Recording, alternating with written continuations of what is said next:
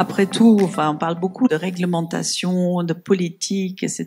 C'est pas là, je pense que ça se joue, c'est dans la rue, c'est avec le consommateur et avec le commerçant qu'il faut qu'on trouve une entente, parce qu'il faut pas croire que le consommateur va adopter qu'un seul moyen de paiement. Le consommateur, s'il y a le développement des moyens de paiement alternatifs, c'est justement qu'il y a une demande plus large et que on se doit de prendre ça en considération et de répondre à une maturité dans le marché qui est déjà très très avancée.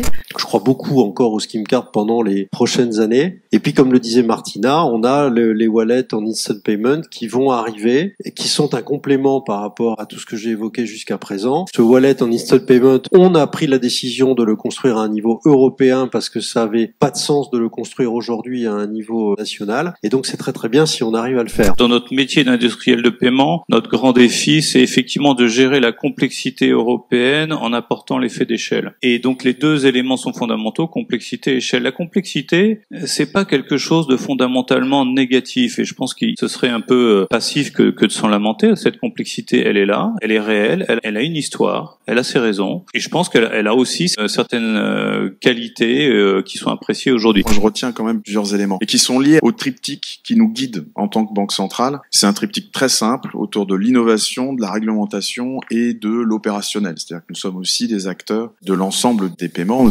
Another aspect wondering about is if you want to have a service given for free for inclusion reasons or for encouraging a new service, why then should the providers be in charge of all the costs?